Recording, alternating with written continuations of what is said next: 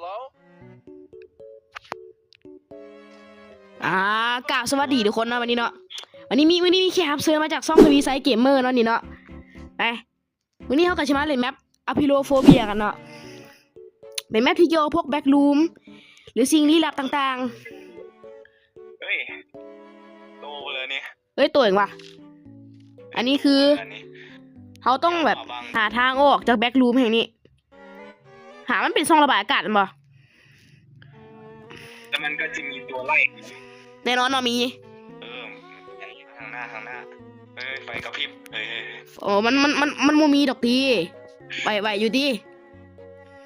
เขาไป ทางเลิกก่อนนี่ทางนี้ก่อนเนาะ ย่าบรถบ่ต้องสนเว้ยอันนี้มีอย่างวะ โตมาแล้วเว้ และ ย อันนี้มีอย่างเฮ้ยมีอย่างวะมีอย่างวะ อย่าง โอ้มีอย่างวะ มืดจัดเลยแบ็คลูม นั่นแหละ อุ้ยเป็นเขาวงกตแท้มันตัวสีดำๆมันอยู่แถวเลยวะดำ นั่นแหละมันอยู่ใช่วะเดี๋ยวเขาอาจจะต้องเรียนไปหน่อยนึงก่อนเฮ้ยมาแล้วมันมาแล้ว มันอยู่ไซ มันอยู่ข้างหน้าเขาเนี่ยน้องเห็นลีก่อน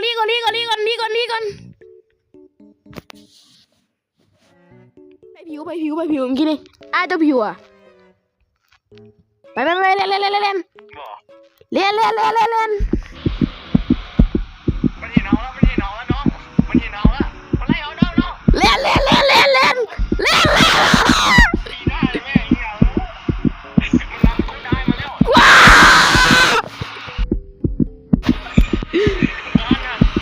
มันเอาไม้มาเห็นไหมล่ะ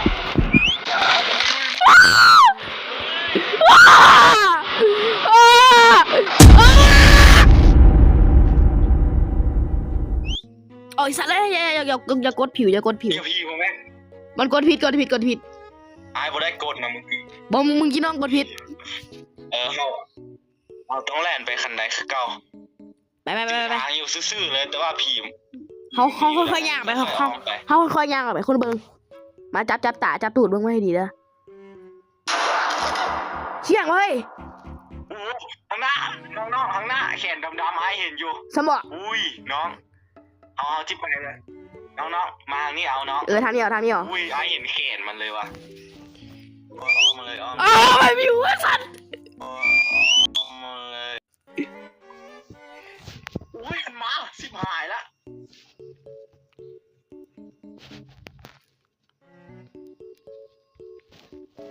มึงกินน้องหลงกดผิว มันบนนำ มันนำว่ะ มันบนนำมาตีน้อง บ่ฮู้น้องบ่เห็นนั่นย่านบ่เห็น อุ้ยเมื่อกี้ไอ้เห็นแขนมันเลยว่ะแม่งแขนดำๆนึงแล่นนะน้องวันนี้นะ ไปตัวไผ่ตัวมัน อ๋อเมาก็ได้ เฮ้ยแล้วไผ่ผิววะ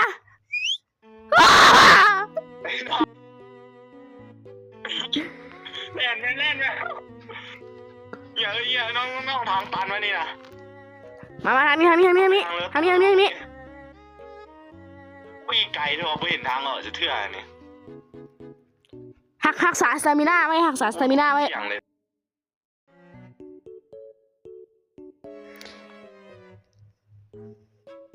มีสเตมิน่าเหรอ คันเล่นแล้วน่ะมือแสดงว่าสตามิน่าเบิด วายบุ้ง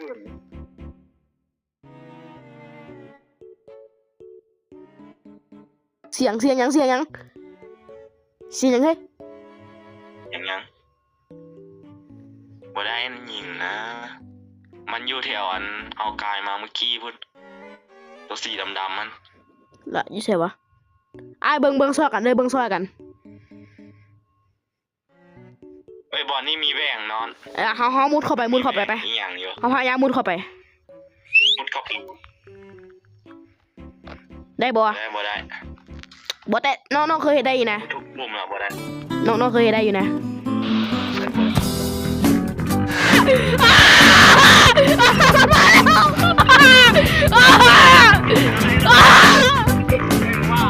ไอ้สามมันเรียนมันลอยหลังเลยเว้ยเอาไอ้ตายว่ะ โอ้ยตายแล้วนะมันกัดกินไอแลนด์หมด กดเริ่มใหม่ มันสิมีอันเทิงสุดเลยตัวมีเลข4อ่ะเห็นบ่ เห็นเริ่มเมื่อเลย โอเคมาเดี๋ยวน้องอีกซอกหาไอ้ได้เห็นแล้ว เห็นละ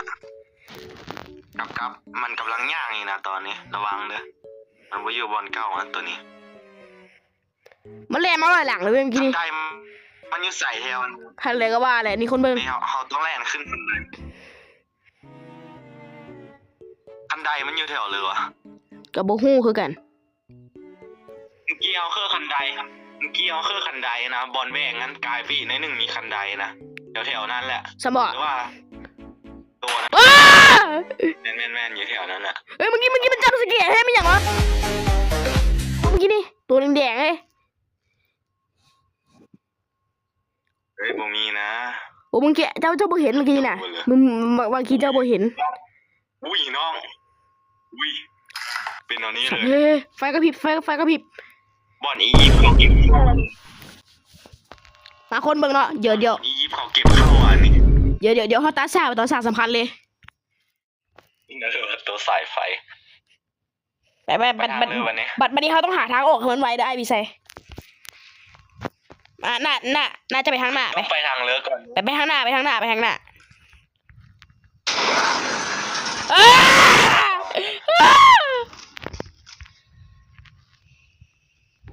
อีหยัง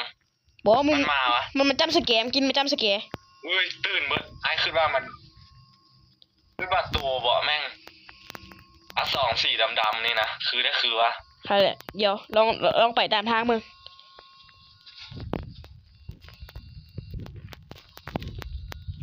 เบิ่งดีๆนะตัวดำๆมาแล้วเวนแล้ว เวียนหาห้อย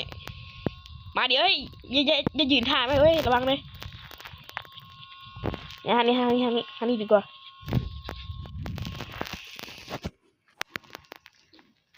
เฮ้ยเดี๋ยวไอ้เห็นลูกศรไอ้มานี่เห็นลูกศร เฮ้ยน้องเฮ้ยหมดเลยนี่ เฮ้ยเขาอยู่แสวะ เลยอีกวัน เฮ้ นี้ ยเขาอยู่แสวะ ซับซ้อน อยู่แสวะเฮ้ยไฟกระพริบ เอ้ยจะมีโตไปเลยมาวันนี้ ใช่แหละ เฮ้ยถ้าอายได้ไหมแรงเนาะไปต่อเบื้องหลังเลยนะ ไอ้เจ้าเบอร์ข้างหลังเจ้าเบอร์ข้างหลังไอ้เจ้าเบอร์ข้างหลัง ต้องไปต่อ